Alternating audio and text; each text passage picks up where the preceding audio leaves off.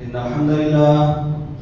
الحمد لله نحمده ونستعينه ونستغفره ونعوذ بالله من شرور أنفسنا ومن سيئات أعمالنا من يهده الله فلا مضل له ومن يضلله فلا هادي له وأشهد أن لا إله إلا الله وحده لا شريك له وأشهد أن محمدا عبده ورسوله يا أيها الذين آمنوا اتقوا الله حق تقاته ولا تموتن إلا وأنتم مسلمون يا أيها الناس اتقوا ربكم الذي خلقكم من نفس واحدة وخلق منها زوجها وبث منهما رجالا كثيرا ونساء واتقوا الله الذي تساءلون به والأرحام إن الله كان عليكم رقيبا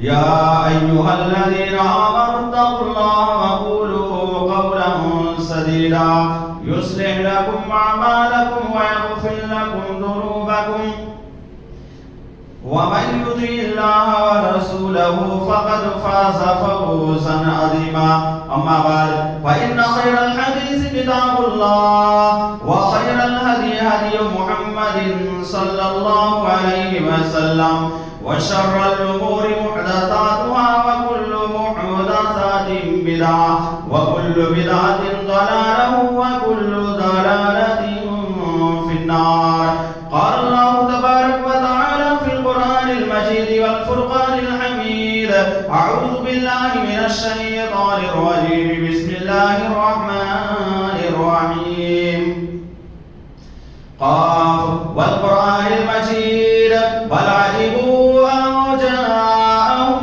منذر منهم فقال الكافرون هذا شيء عجيب أإذا متنا وكنا ترابا وذلك رجع بعيد قد علمنا ما تنقص الأرض منهم وعندنا كتاب حفيظ بل كذبوا بالحق لما جاءهم فهم في أمر مريج أفلم ينظروا إلى السماء فوقهم كيف بنيناها وزيناها وما لها من فروج والأرض مددناها وألقينا فيها رواسي وأنبتنا فيها من كل زوج بهيج تبصرة وذكرى لكل عبد منيب ونزلنا من السماء ماء مباركا فأنبتنا به جنات وحب الحصيد والنخل باسقات لها طلع نضيد رزقا للعباد وأحيينا به بلدة ميتا كذلك الخروج كذبت قبلهم قوم نوح وأصحاب الرس وثمود وعاد وفرعون وإخوان لوط وأصحاب الأيكة وقوم تبع كل كذب الرسل فحق وعيد أفعينا بالخلق الأول بل هم في لبس من خلق جديد قال الله تبارك وتعالى في القرآن المجيد والفرقان الحميد إنا أنزلناه في ليلة القدر وما أدراك ما ليلة القدر ليلة القدر خير من ألف شهر تنزل الملائكة والروح فيها بإذن ربهم من كل أمر سلام هي حتى مطلع الفجر قال النبي صلى الله عليه وسلم السنة على المعتكف ألا يعود مريضا ولا يشهد جنازة ولا يمس امرأة ولا يباشرها إلا لحاجت لا بد منه معزز سامعین اکرام خواتین حضرات اللہ رب العالمین کے فضل و کرم سے رمضان المبارک کا یہ آخری عشرہ کل سے ہم لوگوں کے سروں پر سوار ہونے والا ہے ہم لوگ آخری عشرے میں قدم رکھنے والے ہیں اور آپ سبھی لوگوں کو یہ بات معلوم ہونی چاہیے کہ رمضان المبارک کا آخری عشرہ انتہائی زیادہ اہمیت انتہائی زیادہ فضیلت کا حامل ہے اور اس کی قدر و منزلت اس کا مقام و مرتبہ اللہ رب العالمین کے نزدیک بہت ہی زیادہ ہے. اتنا زیادہ اس کا مقام و مرتبہ ہے کہ احادیث میں بہت زیادہ فضیلتیں اس کی بیان کی گئی ہیں. آئیے ان فضیلتوں کو ہم لوگ اپنی پیاری ماں ام المومنین عائشہ صدیقہ رضی اللہ تعالی عنہا کے پاس چلتے ہیں. عائشہ صدیقہ رضی اللہ تعالی عنہا صحیح بخاری کی روایت میں بیان کرتی ہیں ان النبی صلی اللہ علیہ وسلم اذا دخل العشر احیا لیلہ وایقظ اہلہ وشد مئزرہ،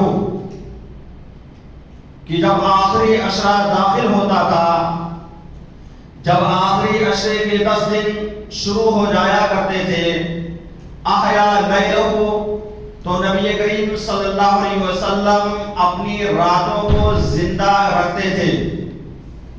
وشد مئزرہ، اور اپنی کمر کو کس لیا کرتے تھے. وایقظ اہلہ، اور اپنی اہل و عیال کو بھی بیدار رکھا کرتے تھے.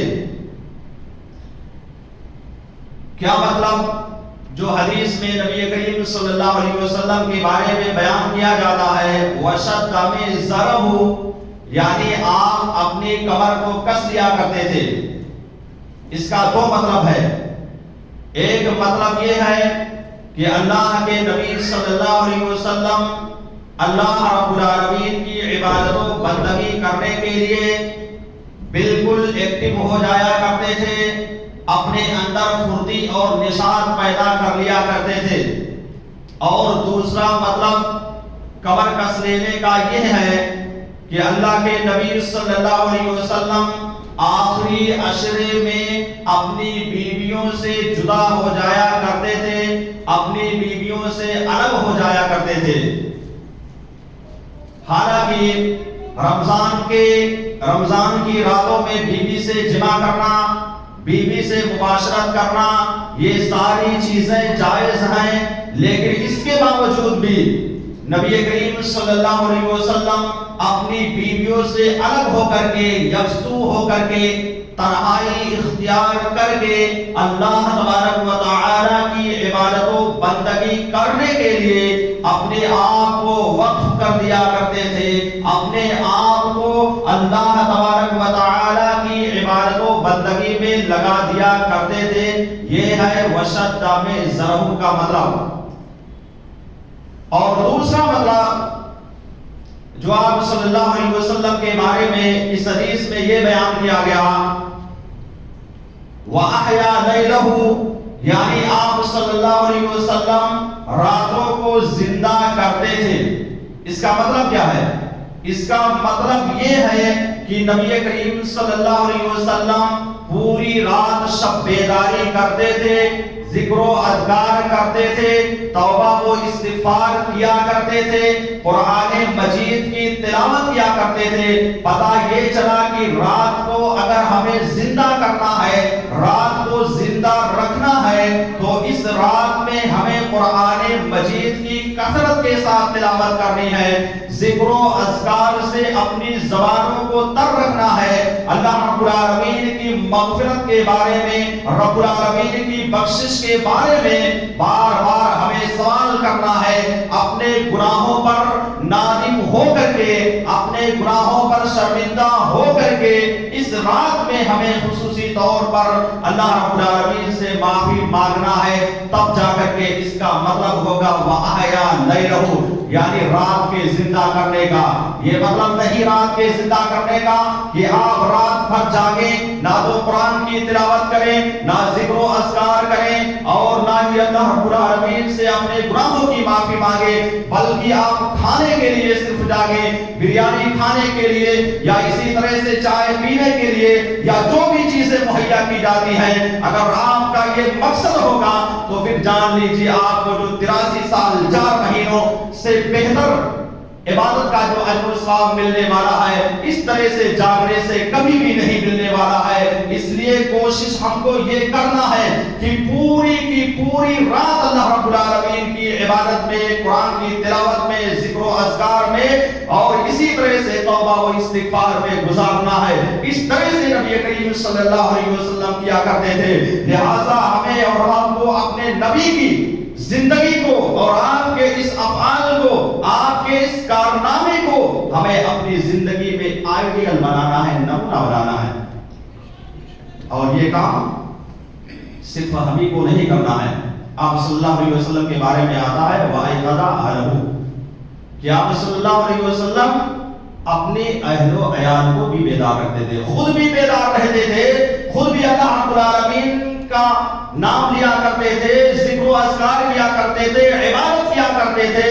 اور آپ اپنے فیملی کے لوگوں کو, اسی طرح سے آپ اپنی بیٹیوں کو, آپ اپنی پریوار کو بھی بیدار رکھا کرتے تھے. پتہ یہ چلا کہ خود ہم کو بیدار رہنا ہے اور ساتھ میں اپنے گھر والوں کو, اپنے بال بچوں کو بیدار رکھنا, ان کو جگانا, ان کو قرآن مجید پڑھنے کی تلقین کرنا, ان کو توبہ و استغفار کرنے کی تلقین کرنا, یہ ہماری اور آپ کی ذمہ داری ہے. اگر آپ باپ ہیں, آپ گھر کے ذمہ دار ہیں, تو آپ کے اوپر یہ فریضہ عائد ہو جاتا ہے کہ آپ اپنی اولاد کو اور اپنی بیویوں کو رات میں شب بیداری کرنے کا حکم دیں. نبی کریم صلی اللہ علیہ وسلم خود بھی عمل کرتے تھے اور اپنے اہل و عیال کو بھی عمل کرنے کا حکم دیتے تھے, بیدار رکھنے کا کی تلقین کیا کرتے تھے. لیکن آج افسوس کا مقام ہے, ہم میں سے بہت سارے لوگ ایسے موجود ہیں جو رمضان کے آخری عشرے میں مارکیٹوں کا رخ کیا کرتے ہیں. رمضان کا جب آخری عشرہ چلتا ہے تو اس آخری عشرے میں شاپنگ مال میں جا کر کے اپنے جوتوں کو خریدتے ہیں, اپنے چپڑوں کو خریدتے ہیں, اپنے کپڑے کا انتظام کرتے ہیں, اور اسی طرح سے جو ضرورت کی چیزیں ہوتی ہیں عید کے لیے ان ساری چیزوں کو اکٹھا کرنے میں, ان ساری چیزوں کو جمع کرنے میں اس آخری عشرے کو بتا دیتے ہیں. میرے بھائی اور دوستو, یہ عبادت کا طریقہ نہیں ہے, یہ ہماری اور آپ کی بہت بڑی بدنصیبی ہے. اتنا بہترین عشرہ ہم کو ملا ہوا ہے, اگر ہم اس عشرے میں اللہ تبارک و تعالیٰ کی عبادت و بندگی نہیں کر سکتے ہیں تو پھر جان لیجئے کہ ہم سے بڑا بدنصیب اور ہم سے بڑا محروم شخص کوئی ہو ہی نہیں سکتا ہے. میں آپ سے یہ نہیں کہتا ہوں کہ آپ عید کی تیاری نہ کریں, میں آپ سے یہ نہیں کہتا ہوں کہ آپ اپنے بال بچوں کے کپڑے کا انتظام نہ کریں, آپ اپنے بال بچوں کے جوتے کا چپل کا انتظام نہ کریں, یا اسی طرح سے عید کی تیاری نہ کریں. بالکل آپ کریں, لیکن یہ تو عشرہ گزر چکا ہے. اس عشرے میں ہمیں اپنے گھر کی ساری ضروریات کو مہیا کرنا تھا, اپنے بال بچوں کے سامان کو خریدنا تھا, عید کے لیے ساری چیزوں کو ہمیں اکٹھا کر لینا تھا. اور اس عشرے کے آنے سے پہلے ہم کو بالکل جتنی ضرورت کی چیزیں تھی ان کو اکٹھا کر کے اپنے گھروں میں رکھ دینا چاہیے تھا. اور اس آخری عشرے کو اللہ کے نبی صلی اللہ علیہ وسلم جیسا کہ اللہ رب العالمین کی عبادت و بندگی کے لیے وقف کر دیا کرتے تھے, ٹھیک اسی طرح سے ہم کو بھی اس آخری عشرے کو وقف کر دینا چاہیے. وہ نبی جن کو دنیا کے اندر جنت کی بشارت مل گئی تھی, جن کو اس دنیا کے اندر اللہ رب العالمین نے جنت کی خوشخبری دے دی تھی, اگر وہ نبی ایک بھی نیکی نہیں کرتے تب بھی اللہ رب العالمین ان کو جنت دے کر کے رہتا. اور اسی طرح سے آپ کے بہت سارے صحابہ کرام ایسے موجود ہیں جن کو اس روئے زمین پر اللہ رب العالمین نے جنت کی بشارت دے دی, لیکن وہ اس کے باوجود اللہ رب العالمین کا شکر گزار بندہ بننے کے لیے, اللہ رب العالمین نے جو جنت واجب کر دی تھی اس پر شکر ادا کرنے کے لیے وہ آخری عشرے کو اللہ تبارک و تعالیٰ کی عبادت و بندگی کے لیے وقف کر دیا کرتے تھے. لہذا اس آخری عشرے کی اہمیت اور فضیلت کو ہمیں اپنے سامنے رکھنا ہے. اس اہمیت اور فضیلت کو جب ہم سامنے رکھیں گے کہ یہ عشرہ بہت ہی اہمیت والا ہے, تب جا کر کے ہم اس میں اللہ رب العالمین کی عبادت و بندگی جس طرح سے اللہ رب العالمین کا مطالبہ ہے ٹھیک اسی طرح سے کر سکتے ہیں. میرے بھائی اور دوستو, اس آخری عشرے کا مقام و مرتبہ اس لیے بھی زیادہ ہے کہ اللہ رب العالمین نے اسی آخری عشرے میں قرآن کریم کو نازل کیا. رب العالمین نے فرمایا اِنَّا أَنزَلْنَاهُ فِي لَيْلَةِ الْقَدْرِ کہ ہم نے قرآن مجید کو لیلۃ القدر میں نازل کیا. ہمارے بہت سارے بھائی لوگ یہ جانتے ہیں کہ بیک وقت اللہ رب العالمین نے قرآن مجید کو اس دنیا کے اندر نازل کر دیا, ایسا نہیں. لیلۃ القدر کی رات میں اللہ رب العالمین نے لوح محفوظ سے آسمان دنیا پر نازل کیا. یہ بات یاد رکھنا چاہیے. لوح محفوظ سے آسمان دنیا پر اللہ رب العالمین نے لیلۃ القدر کی رات میں نازل کیا. پھر اس کے بعد دھیرے دھیرے 23 سالہ قلیل مدت میں جو آپ کی نبوت تھی 23 سال کے اندر اللہ رب العالمین قرآن مجید کو دھیرے دھیرے اس دنیا میں نازل کرتا رہا. لہذا اس میں فرق کرنا بہت ہی ضروری ہے. بہت سارے لوگ جانتے ہیں کہ ایک ہی رات میں اللہ رب العالمین نے قرآن مجید کو دنیا کے اندر نازل کر دیا. ایسی بات نہیں ہے. دنیا کے اندر اللہ رب العالمین نے 23 سال کی قلیل مدت میں جو آپ کی نبوت کا وقت تھا اسی میں اللہ رب العالمین نے نازل کیا. تو یہ مبارک عشرہ بہت ہی اہمیت اور فضیلت کا حامل ہے. رب العالمین نے فرمایا انا انزلناه فی لیلۃ القدر وما ادراک ما لیلۃ القدر. آپ کو معلوم ہے لیلۃ القدر کیا ہے؟ لیلۃ القدر خیر من الف شہر. لیلۃ القدر یہ 1000 مہینوں کی عبادت و بندگی سے بہتر ہے. کتنے؟ 1000 مہینوں کی عبادت و بندگی سے بہتر ہے. یعنی اگر کوئی بندہ مومن ان تمام راتوں میں جو 5 راتیں ہیں اگر شب بیداری کر لیتا ہے، ذکر و اذکار کر لیتا ہے، قرآن مجید کی تلاوت کر لیتا ہے، توبہ و استغفار کر لیتا ہے، تو اس کا نتیجہ یہ ہوگا کہ اللہ رب العالمین 1000 سال سے بھی زیادہ اجر و ثواب سے نوازے گا. 1000 سال آپ اگر اس کو جوڑیں گے تو تقریباً 83 سال 4 مہینے کی عبادت بنے گی. جبکہ اللہ نے کہا 1000 سے بھی زیادہ، یعنی یہ کہہ کر کے اللہ رب العالمین نے انلمیٹڈ کر دیا. یہ بتا دیا کہ کوئی متعین نہیں ہے کہ یہ بھی 1000 سال کا آپ کو اجر و ثواب ملے گا. نہیں، بلکہ اس سے زیادہ اللہ رب العالمین اجر و ثواب سے ہمیں نواز سکتا ہے. اس لیے اتنی اہمیت والی رات کو، اتنی فضیلت والی رات کو ہمیں یوں ہی ٹہل گھوم کر کے چوراہوں پر، بازاروں میں، مارکیٹوں میں یا اسی طرح سے گھر میں بیٹھ کر کے ہمیں اپنے وقت کو پاس نہیں کرنا ہے، ہمیں اپنے وقت کو برباد نہیں کرنا ہے. اسی طرح سے اس رات میں اللہ رب العالمین فرشتوں کو نازل کرتا ہے.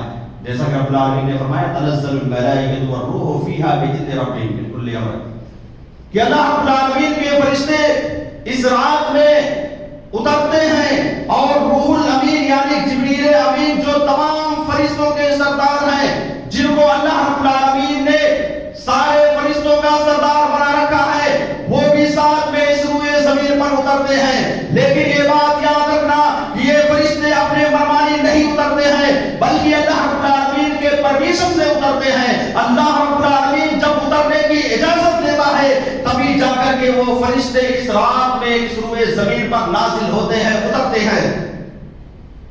سلام ہی حتی مطلع الفجر، یہ رات فجر کی نماز تک سلامتی والی ہوتی ہے. فجر تک کہ اللہ رب العالمین نے اس رات کو سلامتی والا قرار دیا ہے. گویا کہ اس رات کی بہت زیادہ اہمیت اور بہت زیادہ فضیلت ہے. آئیے سب سے پہلے قدر کے معنی کے بارے میں جاننے کی کوشش کرتے ہیں کہ قدر کسے کہتے ہیں. تو عربی لغت میں اس کے کئی معنی بیان کیے گئے ہیں. ان معانی میں سے ایک معنی یہ ہے قدر کا مطلب عظمت، ویلو، مقام و مرتبہ. جیسا کہ اللہ رب العالمین نے قرآن میں بیان کیا انا انزلناہ فی لیلۃ القدر، کہ لیلۃ القدر بہت ہی عظمت والا مہینہ ہے. اسی طرح سے قدر کا ایک معنی تقدیر کا بھی ہوتا ہے. تقدیر یعنی بندوں کے جو تقدیر لکھے جاتے ہیں وہ بھی اس کا معنی ہوتا ہے. اس کی صراحت اللہ رب العالمین نے قرآن مجید کے اندر سورۃ الدخان کے اندر کر دی ہے. تقدیر تو سبھی کو معلوم ہے کہ اللہ رب العالمین نے پہلے ہی سے لکھ دیا ہے. ہمارے نام اعمال کو، ہماری تقدیر کے بارے میں اللہ رب العالمین نے پیدا کرنے سے پہلے ہی لکھ دیا ہے. لیکن فرشتوں کو اللہ رب العالمین نے کچھ ذمہ داری دی ہے کہ نیکسٹ ایئر یعنی آئندہ سال کیا ہونے والا ہے، آئندہ سال اس بندے کے ساتھ کیا کیا ہوگا، اس تقدیر کو اللہ رب العالمین کے فرشتے ہر سال لکھتے رہتے ہیں. جیسا کہ اللہ رب العالمین نے سورۃ دخان کے اندر فرمایا انا انزلناہ فی لیلۃ مبارکہ، کہ ہم نے اس قرآن کو بابرکت رات میں اتاری.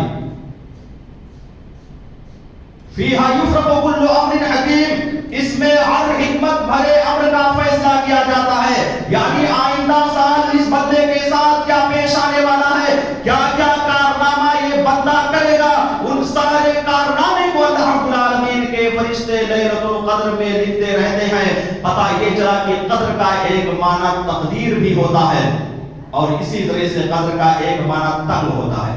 تنگ کا مطلب جو کشادہ ہو، مثال کے طور پر آپ نے کپڑا سلایا اور آپ موٹے ہو گئے، یا اسی طرح سے کپڑا تنگ ہو گیا، آپ کے جسم میں نہیں جاتا ہے، تو اس کو کہتے ہیں تنگ ہو جانا، تو اس کا نام بھی عربی زبان میں تقدیر ہے، قدر ہے، یعنی قدر کا مطلب تنگ ہو گیا۔ کیوں؟ اس لیے کہ اللہ رب العالمین کے فرشتے لیلۃ القدر میں اتنی زیادہ اس روئے زمین پر نازل ہوتے ہیں، اتنا زیادہ فرشتے اس روئے زمین پر اللہ رب العالمین کے حکم سے نازل ہوتے ہیں، اللہ رب العالمین کے حکم سے اترتے ہیں کہ پوری زمین تنگ ہو جاتی ہے، زمین کے اندر کہیں بھی جگہ باقی نہیں بچتا ہے، پیر رکھنے کے برابر بھی فرشتوں کا جگہ باقی نہیں رہتا ہے۔ اسی لیے اللہ رب العالمین نے اس کا نام قدر رکھا۔ اس لیے ہمیں اس قدر کی قدر کرنا ہے۔ جب اس قدر کی اہمیت اور فضیلت کو ہم سامنے رکھیں گے، تبھی جا کر کے ہم اللہ رب العالمین کی عبادت و بندگی جس طرح سے اللہ رب العالمین کا مطالبہ ہے، ٹھیک اسی طرح سے کر پائیں گے۔ میرے بھائیو اور دوستو، اب سوال یہ پیدا ہوتا ہے کہ اس رات میں ہمیں کیا کرنا ہے؟ تو اس رات میں ہمیں سب سے پہلے جتنے فرائض ہیں، اللہ رب العالمین نے جتنی چیزوں کو ہمارے اوپر فرض قرار دیا ہے، چاہے وہ نماز ہو، چاہے وہ روزہ ہو، چاہے وہ زکوٰۃ ہو، ان ساری چیزوں کو پابندی کے ساتھ ہمیں ادا کرنا ہے، ان ساری چیزوں پر ہمیں مداومت برتنا ہے، اس میں ذرہ برابر بھی کوتاہی، کاہلی اور سستی اللہ رب العالمین کو برداشت نہیں ہے۔ کسی بھی طرح کی کوتاہی شریعت میں جائز اور درست نہیں ہے۔ اس لیے ہمیں بالکل الرٹ ہو کر کے اللہ رب العالمین کی عبادت و بندگی کرنا ہے، چونکہ یہ فرائض ہے۔ اگر ہم فرائض پر عمل نہیں کریں گے، نوافل کا اہتمام کریں گے، تو ہمارے نوافل کے اہتمام کرنے سے کچھ بھی فائدہ ہونے والا نہیں ہے۔ اس لیے سب سے پہلے ہمیں چاہیے کہ ہم فرائض کا اہتمام کریں، پھر اس کے بعد نوافل کا اہتمام کریں۔ ایک حدیث جو کہ بخاری کی روایت ہے، اللہ کے نبی صلی اللہ علیہ وسلم بیان کرتے ہیں، رب العالمین حدیث قدسی میں بیان کرتا ہے، من اعدى لي وليا فقد آذنته بالحرب، کہ جس نے میرے کسی ولی سے، جس نے میرے کسی دوست سے دشمنی کی، فقد آذنته بالحرب، اللہ رب العالمین کہتا ہے کہ میں اس کے خلاف اعلان جنگ کر دیتا ہوں۔ یعنی جو بھی میرے مقرب بندے سے، جو بھی میرے متقی اور پرہیزگار بندے سے عداوت و دشمنی کرتا ہے، اس سے لڑائی جھگڑا کرتا رہتا ہے، اللہ رب العالمین ایسے شخص کے بارے میں کہتا ہے کہ میں اس کے خلاف اعلان جنگ کر دیتا ہوں۔ گویا کہ اللہ رب العالمین ایسے انسان سے لڑنے کے لیے تیار ہو جاتا ہے۔ اس لیے میرے بھائیوں، جو دوستو، جو ہمارے مقرب، جو اللہ رب العالمین کے مقرب بندے ہیں، جو نیک بندے ہیں، ان کے ساتھ ہمیں بدزبانی نہیں کرنا چاہیے، ان کے ساتھ اچھے انداز سے پیش آنے کی کوشش کرنا چاہیے۔ اور اسی طرح سے اللہ رب العالمین بیان کرتے ہیں، وَمَا تَقَرَّبُوا إِلَيَّ عَبْدِي بِشَيْءٍ أَحَبَّ إِلَيَّ مِمَّا افْتَرَضْتُهُ، اور میرا بندہ فرائض کا اہتمام کر کے، رب العالمین کہتا ہے میرا بندہ فرائض پر عمل کر کے میرا تقرب حاصل کر لیتا ہے، مجھ سے قریب ہو جاتا ہے، میں اس سے محبت کرنے لگتا ہوں۔ اسی طرح سے اللہ رب العالمین نے بیان کیا، وَمَا يَزَالُ عَبْدِي يَتَقَرَّبُ إِلَيَّ بِالنَّوَافِلِ، اور میرا بندہ فرائض کا تو اہتمام کرتا ہی ہے، نماز کا اہتمام کرتا ہی ہے، روزوں کا اہتمام کرتا ہے، زکوٰۃ کا اہتمام کرتا ہے، اس کے علاوہ نفلی روزہ بھی رکھتا رہتا ہے، اس کے علاوہ جو ہے نفلی نمازیں بھی پڑھتا رہتا ہے۔ اس کے علاوہ میرا بندہ، اللہ رب العالمین کہتا ہے کہ نفلی صدقات و خیرات بھی کرتا رہتا ہے۔ اس کا نتیجہ یہ ہوتا ہے کہ جب فرائض پر انسان عمل کر لیتا ہے، نوافل کا بھی اہتمام کرنے لگتا ہے، تو اللہ رب العالمین کا انتہائی زیادہ محبوب بندہ بن جاتا ہے۔ اللہ رب العالمین کہتا ہے کہ میں ایسے بندے سے محبت کرنے لگتا ہوں، میں ایسے بندے سے انتہائی زیادہ لگاؤ رکھنے لگتا ہوں، میں ایسے بندے سے انتہائی زیادہ اپنے تعلق کو بنا کر کے رکھتا ہوں۔ یہ اللہ رب العالمین نے اس حدیث قدسی میں بیان کیا۔ پھر آگے رب نے کہا کہ ایسے بندے کی میں حفاظت کرتا رہتا ہوں، کنت سمعہ الذی یسمع بہ، میں اس کے کان کی حفاظت کرتا رہتا ہوں جس سے وہ سنتا رہتا ہے۔ اسی طرح سے میں اس کی آنکھ کی حفاظت کرتا ہوں، الذی یبصر بہ، جس کے ذریعے سے وہ دیکھتا رہتا ہے، وَیَدَهُ الَّتِی الذی یبطش بہا، اور میں اس کے ہاتھ کی حفاظت کرتا رہتا ہوں جس کے ذریعے سے وہ چیزوں کو پکڑتا ہے، میں اس کے پیر کی بھی حفاظت کرتے رہتا ہوں۔ کیا مطلب ہے اس کا؟ اللہ رب العالمین یہ کہتا ہے کہ کان بن جاتا ہوں، آنکھ بن جاتا ہوں۔ اس کا مطلب یہ ہے کہ اللہ رب العالمین ہر چیز کی حفاظت کرتا رہتا ہے۔ آنکھ سے انسان وہی چیز دیکھے گا جو اللہ رب العالمین پسند کرتا ہے، زبان سے وہی چیزیں کہے گا جو اللہ رب العالمین پسند کرتا ہے، کان سے وہی چیز سنے گا جو اللہ رب العالمین کو پسند ہے، ہاتھ سے وہ انسان وہی چیز پکڑ سکتا ہے جو اللہ رب العالمین کو پسند ہے، پیر سے چل کر کے اسی جگہ پر جا سکتا ہے جس جگہ کے بارے میں اللہ رب العالمین کو پسند ہے کہ یہ جگہ صحیح ہے، یہ کام پیر سے چل کر کے جا رہا ہے کرنے کے لیے صحیح ہے، اسی جگہ کو اللہ رب العالمین اس پیر کو اٹھنے کی اجازت دے دیتا ہے۔ اور یہی نہیں بلکہ حدیث قدسی میں کیا اللہ نے کہا، وَلَئِن سَأَلَنِي لَأُوتِيَنَّهُ، میرا بندہ مجھ سے سوال کرتا ہے تو میں ضرور اس کو نوازتا ہوں۔ یعنی فرائض کا اہتمام کر کے، نوافل کا اہتمام کر کے، اگر میرا بندہ اپنے گناہوں پر نادم ہو کر کے، اپنے گناہوں پر شرمندہ ہو کر کے، اپنے گناہوں کی معافی اللہ رب العالمین سے چاہتا ہے، مانگتا ہے، تو اللہ رب العالمین کہتا ہے لَأُوتِيَنَّهُ، میں ایسے بندے کو ضرور نوازتا ہوں۔ مطلب یہ ہے کہ اللہ رب العالمین ایسے بندے کے گناہوں کو معاف کر دیتا ہے، ایسے بندے کے گناہوں کو اللہ رب العالمین بخش دیتا ہے۔ اس لیے ہمیں اس کی قدر کرنی چاہیے، فرائض کا بھی اہتمام کرنا ہے اور نوافل کا بھی اہتمام کرنا ہے۔ یہ اللہ رب العالمین کا ہم سے شب قدر کے اندر مطالبہ ہے۔ فرائض کا ہم سے پورا سال مطالبہ ہے، لیکن نفلی عبادتوں کا شب بیداری کرنے کا یہ اللہ رب العالمین کا ان 10 دنوں میں سے 5 راتوں میں مطالبہ ہے، اس لیے اس کو ہمیں کرنے کی ضرورت ہے۔ میرے بھائیو اور دوستو، اب لوگوں کا یہ بھی سوال پیدا ہو سکتا ہے کہ آخر شب قدر کی رات کون سی رات ہے؟ بہت سارے لوگوں نے اپنے دماغ سے یہ بتلانے کی کوشش کی کہ شب قدر کی رات 27ویں رات ہے، 27 کی رات میں شب بیداری صرف کر لیا جائے تو کافی ہو جائے گا، اور بہت سارے لوگوں نے اس کو باقاعدہ گننا شروع کیا، شمار کرنا۔ کس کو؟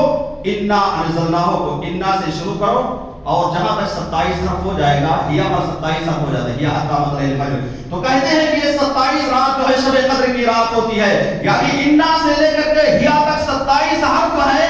اس سے یہ پتا چلتا ہے کہ 27ویں رات کو شب قدر ہے، جبکہ ان کا یہ کہنا بالکل غلط ہے، بے بنیاد ہے، ان کے دماغ کی کمی ہے جو اس طرح سے کہہ رہے ہیں کہ 27 حرف یہاں پر مکمل ہو رہا ہے، اس لیے 27ویں رات ہے، بالکل غلط ہے، بے بنیاد ہے۔ بعض صحابہ سے بھی اس کے بارے میں ثبوت ملتا ہے، انہوں نے بھی کہا کہ 27 کی رات، لیکن نبی نے جب یہ کہہ دیا کہ التمسوها فی العشر الاواخر، آخری عشرے کی طاق راتوں میں تلاش کرو، تو ہم اور آپ کون ہیں اس کو فٹ کرنے والے؟ ہم اور آپ کون ہیں یہ کہنے والے کہ صرف 27ویں رات کو شب بیداری کر لو تو کافی ہو جائے گا؟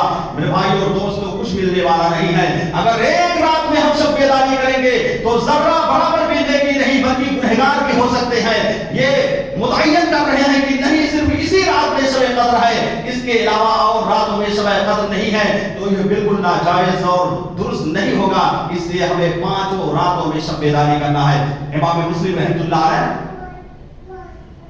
کی شرح لکھنے والے امام نووی رحمۃ اللہ علیہ ہیں، جنہوں نے صحیح مسلم کی شرح لکھی ہے، وہ کہتے ہیں کہ صحیح بات یہ ہے کہ یہ شب قدر کی رات ہمیشہ ٹرانسفر ہوتی رہتی ہے، ہمیشہ بدلتی رہتی ہے، کبھی 27 کی رات کو تو کبھی 29 کی رات کو، کبھی 25 کی رات کو، کبھی 23 کی رات کو، اور کبھی 23 کی رات کو آتی رہتی ہے۔ گویا کہ انہوں نے یہ کہہ دیا کہ یہ ہمیشہ جو ہے ہر سال ٹرانسفر ہوتی رہتی ہے، بدلتی رہتی ہے، اور بالکل اس کو عقل بھی ایکسپٹ کرے گا، اور یہ بات عقل کے خلاف بھی ہے۔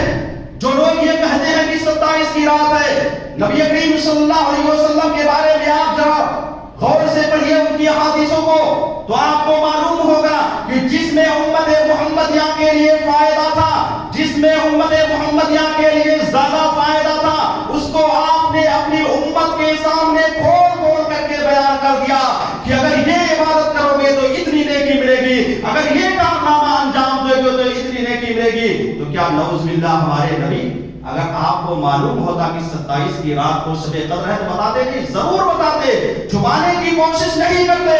اس سے پتہ یہ چلا کہ آپ نے جب یہ کہہ دیا کہ ہم کو تاک راتوں میں تلاش کرنا ہے، 5 راتوں میں شب بیداری کرنا ہے، تو ہم 5 راتوں میں شب بیداری کر کے جا کر کے اجر و ثواب کو حاصل کر سکتے ہیں۔ اس کے علاوہ اگر ہم 27 کو شب بیداری کریں تو ایسا نہیں ہو سکتا ہے کہ آپ کو مکمل طور سے اجر و ثواب مل جائے اور شب قدر کی جو فضیلت ہے، جو اہمیت ہے، وہ آپ کو حاصل ہونے پائے۔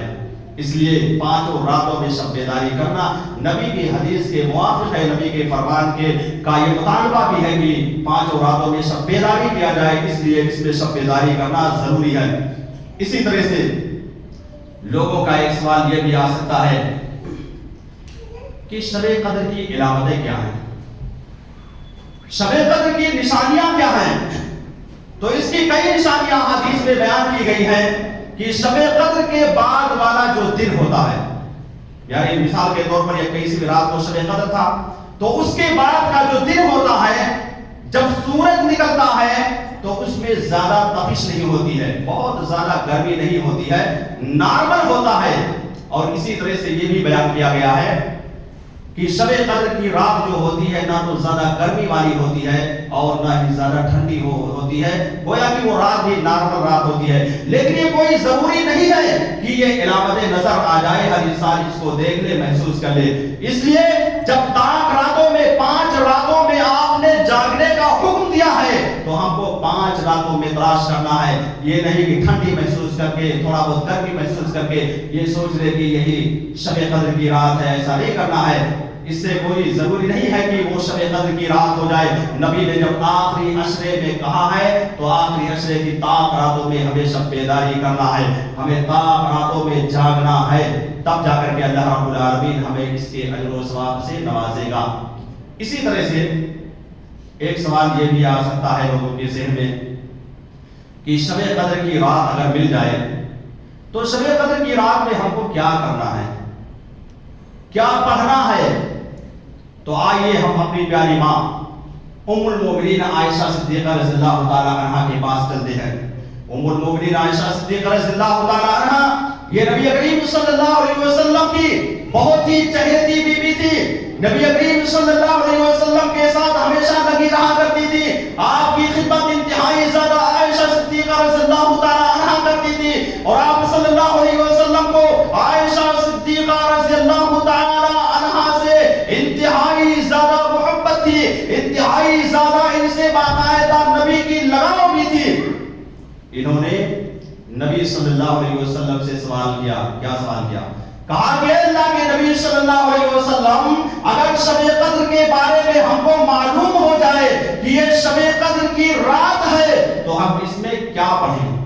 عائشہ نے کیا سوال کیا؟ کیا پڑھیں؟ یہ نہیں کہا کہ کیا کیا جائے گا، اس رات میں ہم کیا کریں۔ اس سے یہ پتا چلا کہ یہ رات ذکر و اذکار کی رات ہے، یہ رات توبہ و استغفار کی رات ہے، یہ رات قرآن مجید کے تلاوت کرنے کی رات ہے، یہ رات اللہ رب العالمین کی عبادت و بندگی کی رات ہے۔ اسی لیے عائشہ نے کہا کہ کیا پڑھے، ورنہ آپ یہ بھی کہہ سکتی تھی کہ کیا کیا جائے۔ تو دونوں میں فرق ہے، اس لیے اس رات میں ہمیں شب بیداری کر کے ذکر و اذکار سے اپنی زبانوں کو تر رکھنا ہے۔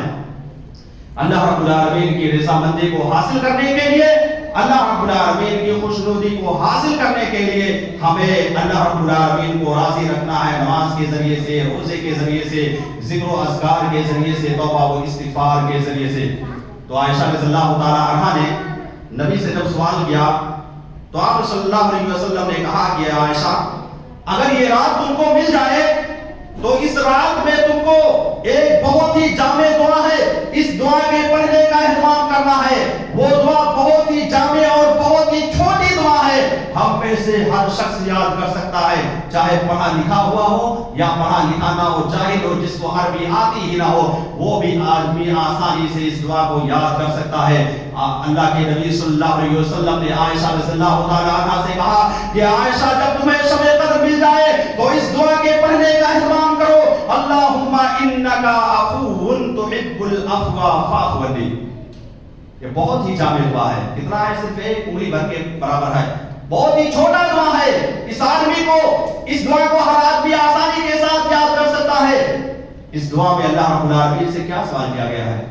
اللہ رب العالمین سے یہ سوال کیا گیا اللہم انک عفو، اے اللہ تو معاف کرنے والا ہے، اللہم انک عفو تحب العفو، اے اللہ تو معاف بھی کرنے والا ہے، معافی کو پسند بھی کرتا ہے، فاعف عنی لہذا اے پروردگار عالم مجھ کو بھی معاف کر دے، میرے بھی گناہوں کو بخش دے۔ اتنی چھوٹی سی دعا ہے، معمولی سی دعا ہے، اور رات دیکھے تو بہت لمبی رات ہے، اس رات کی اہمیت بہت زیادہ ہے، 1000 مہینوں کی عبادت و بندگی سے بہتر ہے، لیکن نبی نے اتنا معمولی سی دعا سکھلا دیا کہ اتنا معمولی سا دعا اگر کوئی پڑھ لے گا تب بھی اللہ رب العالمین اس کو شب قدر کی فضیلت سے نواز دے گا، اللہ رب العالمین اس کو شب قدر کی اہمیت اور فضیلت عطا کر دے گا۔ اس سے پتہ چلا کہ ہمارا دین بہت ہی آسان ہے، بہت ہی ایزی ہے، ہر آدمی اس کو آسانی سے اپنی زندگی میں نافذ کر سکتا ہے۔ اسلام کے جتنے بھی قانون ہیں، اسلام پر جو بھی عمل کرنا ہے، ان ساری چیزوں پر آسانی کے ساتھ ہر انسان عمل کر سکتا ہے۔ اس لیے کبھی بھی اسلام کے قوانین کو دیکھ کر کے گھبرانا نہیں چاہیے، بہت آسان قانون ہے، بہت ہی آسان یہ دین ہے، آسانی کے ساتھ ہر کوئی اس پر عمل کر سکتا ہے۔ تو عائشہ رضی اللہ تعالیٰ عنہا کو جو دعا اللہ کے نبی صلی اللہ علیہ وسلم نے سکھلایا، اس دعا میں کس چیز کے بارے میں سوال کیا گیا؟ معافی کے بارے میں سوال کیا گیا۔ اس میں یہ نہیں کہا گیا کہ اللہ تو ہم کو زیادہ روپے پیسے سے نواز دے، اے اللہ تو ہم کو جہنم سے بچا لے، اے اللہ تو ہم کو جنت کے اندر داخل کر دے، اے اللہ تو ہمیں اور بہت ساری چیزیں ہیں، اس کے بارے میں مطالبہ نہیں کیا گیا، بلکہ یہ کہا گیا کہ اللہ تو معاف کرنے والا ہے، معافی کو پسند کرتا ہے، اللہ تو ہمارے گناہوں کو معاف کر دے۔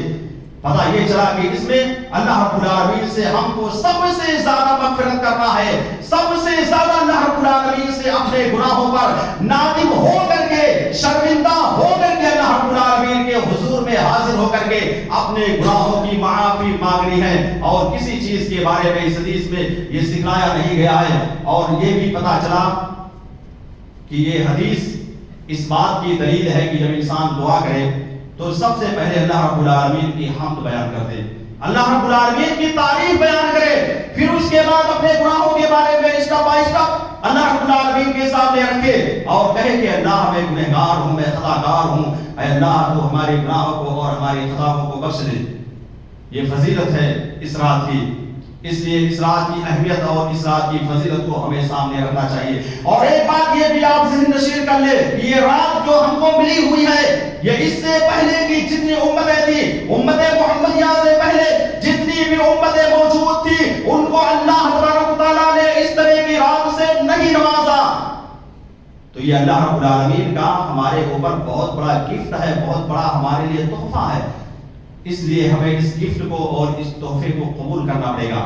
آپ دیکھیں اس سے پہلے کی جتنی امتیں موجود تھی ان کی عمریں بہت زیادہ تھی۔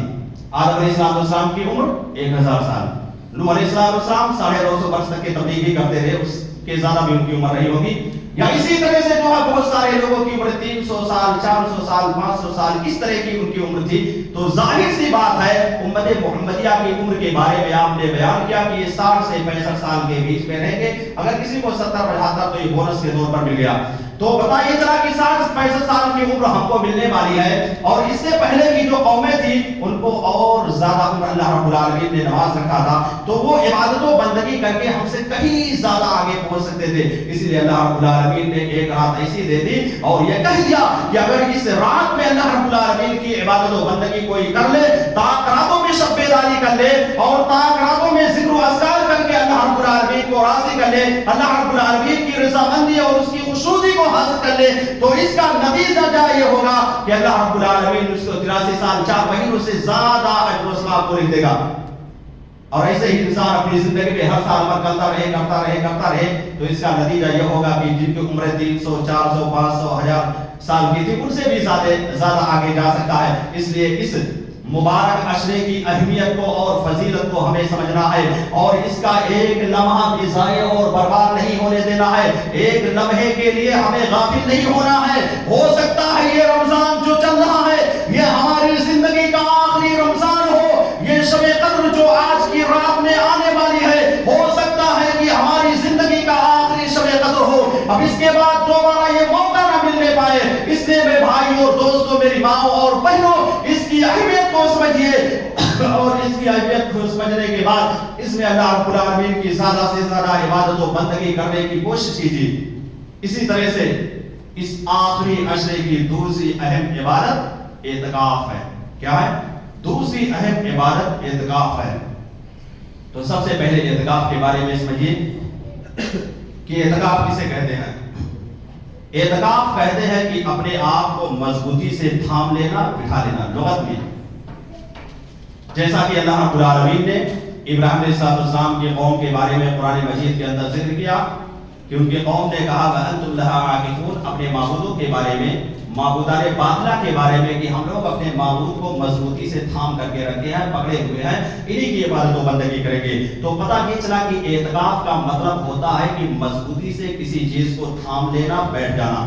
لیکن شرعی اصطلاح میں، شریعت میں اعتکاف کہتے ہیں اللہ تبارک و تعالیٰ کی عبادت و بندگی کرنے کے لیے، قرآن مجید کی تلاوت کرنے کے لیے، ذکر و اذکار کرنے کے لیے، توبہ و استغفار کرنے کے لیے مسجد کے کسی کونے میں بیٹھ جانا پردے کے ساتھ، اور اس جگہ پر بیٹھ کر کے اللہ رب العالمین کی عبادت و بندگی کرنا. یہ ہے اعتکاف کا مطلب. نبی کریم صلی اللہ علیہ وسلم باقاعدہ رمضان کے آخری عشرے کا اعتکاف کیا کرتے تھے. آپ صلی اللہ علیہ وسلم پوری زندگی آخری عشرے کا اعتکاف کیے. لیکن جس سال آپ کے انتقال کا وقت آیا کہ جب وہ اس سال آپ کا انتقال ہوگا، تو اس سال آپ صلی اللہ علیہ وسلم نے 20 دن کا اعتکاف کیا تھا. کتنا؟ 10 سے لے کر کے آپ نے 30 تک کے یا 32 تک کے آپ نے اعتکاف کیا تھا. گویا کہ 2 عشرے کا اعتکاف نبی کریم صلی اللہ علیہ وسلم نے کیا تھا.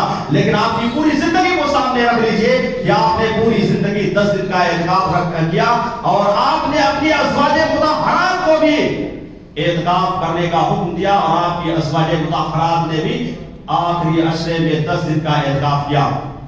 لیکن ایک بات ذہن میں رکھنا کہ اعتکاف کے لیے ضروری ہے کہ انسان مسجد کے اندر اعتکاف کرے، چاہے وہ خواتین ہوں گی یا اسی طرح سے ہمارے مرد حضرات ہوں گے، سب کو مسجد کے اندر اعتکاف کرنا پڑے گا. نبی صلی اللہ علیہ وسلم نے مسجد کے اندر خود اعتکاف کیا، اور اپنی ازواج مطہرات کو بھی مسجد کے اندر اعتکاف کرایا تھا. اس سے پتہ چلا کہ عورتیں بھی مسجدوں کے اندر اعتکاف کریں گی. لہٰذا وہ لوگ جو یہ فرما دے دیتے ہیں، یہ کہہ دیتے ہیں کہ نہیں خواتین حضرات اپنے گھروں کے اندر اعتکاف کر سکتی ہے، ان کا کوئی ثبوت، کوئی دلیل کسی حدیث میں موجود نہیں ہے. کوئی ایک حدیث نہیں لا کر کے دکھا سکتا ہے کہ جس میں ثبوت مل جائے کہ عورتیں اپنے گھروں میں اعتکاف کر سکتی ہیں. صرف فتویٰ دینے سے کام چلنے والا نہیں ہے، بلکہ نبی کو کی حدیث کو ہمیں اپنی زندگی میں آئیڈیل اور نمونہ بنانا ہے، تب جا کر کے ہم صحیح اسلام پر عمل کر سکتے ہیں.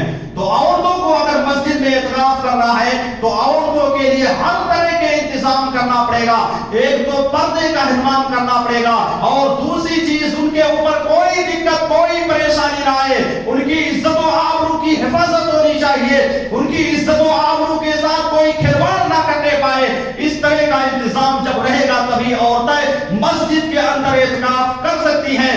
چونکہ عزت و آبرو کی حفاظت کرنا، اپنے کردار کی حفاظت کرنا، اپنی آبرو کی حفاظت کرنا، یہ واجب ہے. واجب عورتوں پر ہر حال میں ان کے اوپر یہ واجب ہو جاتا ہے کہ اپنی عزت کی، اپنے ناموس کی حفاظت کریں. لیکن رہی بات اعتکاف کی، تو اعتکاف یہ سنت ہے. لہٰذا ایک عورت سنت کو پکڑنے کے لیے فرائض کو چھوڑ دے گی تو ایسے میں اعتکاف بیٹھنے سے کوئی فائدہ نہیں ہے. ہاں ٹھیک ہے، مسجد میں سب کچھ انتظام ہے، کسی طرح کا کوئی خطرہ نہیں پایا جا رہا ہے، تو ایسے میں عورت مسجد میں اعتکاف بیٹھ سکتی ہے. نہیں تو وہ اپنے گھر ہی میں رہے، گھر میں رہ کر کے قرآن مجید کی تلاوت کر سکتی ہے، گھر میں رہ کر ذکر و اذکار کر سکتی ہے، توبہ و استغفار کر سکتی ہے، اور بھی جو عبادتیں ہیں ان ساری عبادتوں کو کر سکتی ہے. اللہ رب العالمین اس کو اجر و ثواب سے نواز سکتا ہے، چونکہ اللہ رب العالمین نے قرآن مجید کے اندر کہا لا یکلف اللہ نفسا الا وسعها، کہ اللہ رب العالمین کسی بھی انسان کو، کسی بھی نفس کو اس کی طاقت سے زیادہ مکلف نہیں کرتا ہے. اس لیے جب یہ طاقت نہیں ہے کہ مسجد میں بیٹھ سکے، مسجد میں انتظام ہو سکے، تو وہ اپنے گھر ہی پر عبادت کرے. اللہ رب العالمین جو بھی عبادت کرے گی اس کا اجر و ثواب ضرور عطا کرے گا. اسی طرح سے ایک سوال یہ بھی لوگوں کے ذہن میں آ سکتا ہے کہ اعتکاف کب سے کب تک کیا جائے گا. تو اعتکاف کے لیے صحیح حدیثوں میں اور نبی کریم صلی اللہ علیہ وسلم کے فعل سے یہ ثابت ہے کہ 21ویں رات سے لے کر کے 29 یا 30. جب بھی چاند نکل آئے گا 29 کو اگر نکل آیا تو آپ اعتکاف کے خیمے سے نکل جائیں گے، اور 30 کو اگر نکل آیا تو 30 کو اعتکاف کے خیمے سے نکلنا ہے. تو 29 کی رات جب سے شروع ہوگی وہیں سے اعتکاف آپ کا شروع ہو جائے گا. تو آپ سبھی لوگوں کو یہ بات معلوم ہونا چاہیے کہ جب ہمارا 20واں روزہ مکمل ہوگا، یعنی مغرب کی وقت مکمل ہو گیا، اور جیسے ہی مغرب کی اذان ہو گئی 21ویں رات شروع ہو جاتی ہے. اس لیے جو لوگ اعتکاف کرنا چاہتے ہو اس مسجد کے اندر، جنہوں نے یہ ارادہ بنا رکھا ہو کہ ہم کو اعتکاف میں بیٹھنا ہے، تو آج ہی مغرب سے پہلے اپنے سامان کو لے کر کے مسجد میں پہنچ جائیں، اور جیسے ہی مغرب کی اذان ہو جائے اسی مسجد کے اندر ان کو رہنا ہے، اور جب تک عید کا چاند نظر نہ آ جائے، چاہے وہ 29 کو نظر آئے یا 30 کو نظر آئے، تبھی جا کر کے وہ مسجد سے باہر جائیں گے. اس کے علاوہ ان کے لیے درست نہیں ہے کہ وہ مسجد کے باہر جائیں. تو پتہ یہ چلا کہ آج ہی مغرب سے پہلے جو لوگ اعتکاف کرنا چاہتے ہیں ان کو آ جانا ہے. اب لوگوں کے ذہن میں یہ بھی آ سکتا ہے، اگر سنے ہوں گے حدیث کہ نبی صلی اللہ علیہ وسلم نے تو اعتکاف کیا، خیمہ اختیار کیا فجر کی نماز پڑھانے کے بعد. تو دونوں حدیثوں میں ٹکراؤ ہو رہا ہے، لیکن یہ ٹکراؤ نہیں ہے. آپ مسجد میں اعتکاف کرنے کے لیے مغرب کی نماز سے پہلے داخل ہو جایا کرتے تھے. رہی بات اپنے خیمے میں جانے کی، اپنے پردے میں، اپنے روم میں جو بھی بنا رہتا تھا اس میں جانے کے لیے تو آپ فجر کی نماز پڑھا کر کے اپنے خیمے میں جایا کرتے تھے. پتہ یہ چلا کہ ہم کو اعتکاف کرنے کی نیت کر کے مغرب سے پہلے مسجد میں آنا ہے. آپ رات میں کسی وقت خیمے میں جا سکتے ہیں، فجر کی نماز پڑھ کر کے آپ خیمے میں جا سکتے ہیں. یہ طریقہ ہے اعتکاف کا، لہذا اس پر بھی ہمیں عمل کرنا ہے، تب جا کر کے اعتکاف کا جو اجر و ثواب ہے وہ ہم کو حاصل ہو سکتا ہے. اسی طرح سے لوگوں کے ذہن میں اعتکاف کی فضیلت کے بارے میں بھی حدیثیں موجود ہوں گی. آپ کو پتہ نہیں ہوگا کہ یہ حدیثیں کیسی ہیں. بہت جگہ بیان یہ کیا ہوگا کہ حج اور عمرے کے برابر ثواب مل جاتا ہے، جبکہ اس سلسلے میں ایک بھی صحیح حدیث ایسی موجود نہیں ہے کہ جس میں صراحت موجود ہو کہ اگر کوئی اعتکاف کر لیتا ہے تو اس کو حج اور عمرے کے برابر ثواب مل جاتا ہے. ایسی کوئی حدیث موجود نہیں ہے، اور جو بھی حدیث اس سلسلے میں بیان کی جاتی ہے وہ ساری کی ساری روایتیں ضعیف ہیں، وہ ساری کی ساری روایتیں منگھڑت ہیں. اب لوگ یہ بھی کہہ سکتے ہیں تو پھر فائدہ کیا ہوگا؟ فائدہ بہت کچھ ہوگا. آپ اعتکاف بیٹھیں گے، اللہ رب العالمین کی عبادت کریں گے، قرآن مجید کی تلاوت کریں گے، توبہ و استغفار کریں گے، ذکر و اذکار کریں گے، تو یہ ساری جو عبادتیں ہیں تو اس کا مقام و مرتبہ تو اپنی جگہ پر ہے. تو اسی ساری عبادتوں کا اندر رب العالمین آپ کو اجر و ثواب عطا کرے گا.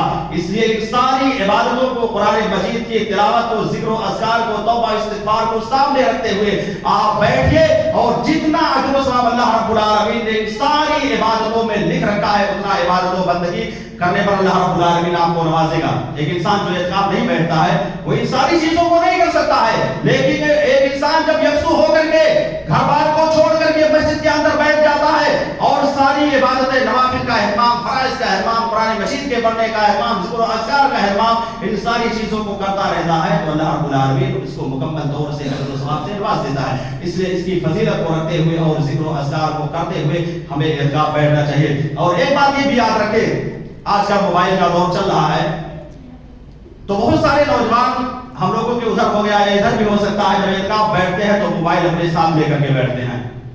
اعتکاف بیٹھتے ہیں اس میں باقاعدہ واٹس ایپ چلاتے رہتے ہیں، فیس بک چلاتے رہتے ہیں، موبائل سے بات کرتے رہتے ہیں، تو اس کو اعتکاف نہیں کہتے ہیں.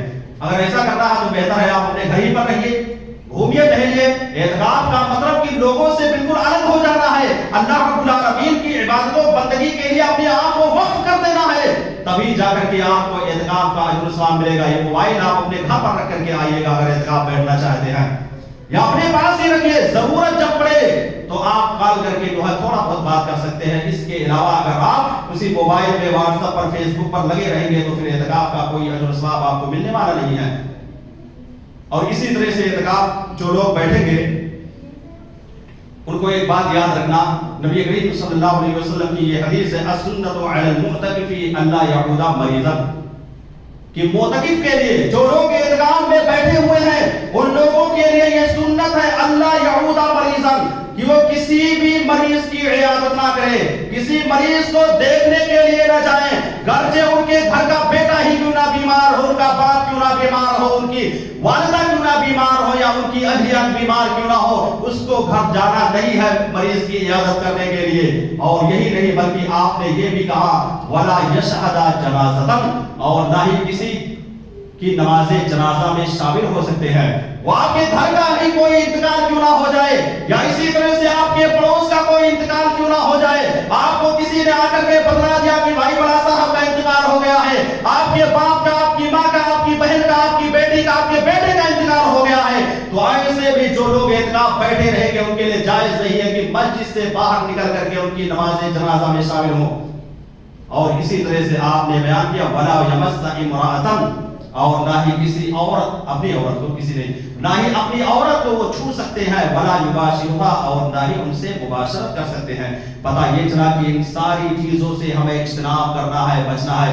اعتکاف بیٹھنا یہ بہت ہی ایک حساب سے اگر دیکھا جائے کنٹرول کرنا ہے تو بہت مشکل کام ہے، لیکن ایک انسان جو اپنے آپ کو اللہ رب العالمین کی عبادت و بندگی کے لیے وقف کرے گا تو اس کے لیے انتہائی زیادہ آسان ہے۔ 10 دن کوئی بعید بات نہیں ہے، ہر کوئی اس پر آسانی کے ساتھ عمل کر سکتا ہے۔ اور آگے اسی حدیث میں آپ نے بیان کیا وَلَا بُدَّ، یعنی جو لوگ اعتکاف میں بیٹھے رہیں گے وہ اپنی ضرورت کے لیے باہر نکل سکتے ہیں۔ ضرورت کے مطابق کا مطلب یہ ہوا کہ جیسے پیشاب و پاخانہ کے لیے تو یہ ساری چیزیں ضرورت کی ہیں، یا وضو بنانے کے لیے تو انہی کے لیے آپ نکل سکتے ہیں۔ جیسے مسجد ہے لیکن دیہاتوں کے اندر ہوتا ہے کہ واش روم وغیرہ کا انتظام نہیں ہوتا ہے، تو ایسی جگہ پر قضاء حاجت کے لیے وہ آ کے نکل کر کے جا سکتا ہے۔ اس کے علاوہ کسی بھی حالت میں اس کو باہر نہیں نکلنا ہے، اپنے خیمے کے اندر بیٹھے رہنا ہے۔ جب نماز کا وقت ہوگا، اقامت کہی جائے گی، نکل کر کے خیمے سے باہر آئے گا اور اس میں شامل ہو جائے گا، پھر اس کے بعد نماز فرض ادا کیا اور جا کر کے اپنے اعتکاف کے خیمے میں سنت کو ادا کرے گا۔ تو یہ شب قدر کی فضیلت ہے، شب قدر کی اہمیت، شب قدر کا مقام و مرتبہ اور اعتکاف کا مقام و مرتبہ کیا ہے، اس کی فضیلت کیا ہے، اس کا طریقہ کیا ہے، ان ساری باتوں کو میں نے آپ حضرات کے سامنے اس لیے پیش کیا ہے کہ آج ہی سے اعتکاف شروع ہو جائے گا اور آج ہی سے شب بیداری بھی شروع ہو جائے گا، اس لیے ان ساری چیزوں کی اہمیت اور فضیلت کو آپ اپنے سامنے رکھتے ہوئے آج ہی سے اپنے آپ کو ایکٹیو کر لیں، اللہ رب العالمین کی عبادت و بندگی کے لیے وقف کر دے۔ اللہ رب العالمین سے میں دعا کرتا ہوں کہ الہ العالمین ہم تمام لوگوں کو ان باتوں پر عمل کرنے کی توفیق عطا فرما۔ الہ العالمین تو ہمیں شب قدر کی اہمیت اور شب قدر کی فضیلت سمجھنے کی توفیق عطا فرما۔ الہ العالمین تو ہمیں اعتکاف بیٹھنے کی توفیق عطا فرما اور اعتکاف میں جم کر کے اللہ رب العالمین کی عبادت و بندگی، قرآن مجید کی تلاوت، ذکر و اذکار کرنے کی توفیق عطا فرما۔ الہ العالمین وہ لوگ جو شب قدر کی اہمیت کو نہیں جانتے، اللہ ان کے دل و دماغ کے اندر شب قدر کی اہمیت کو ڈال دے تاکہ وہ لوگ ان تاک راتوں میں شب بیداری کر کے اللہ رب العالمین کی رضامندی کو اور اس کی خوشی کو حاصل کر لیں۔ آمین وآخر دعوانا الحمدللہ رب العالمین۔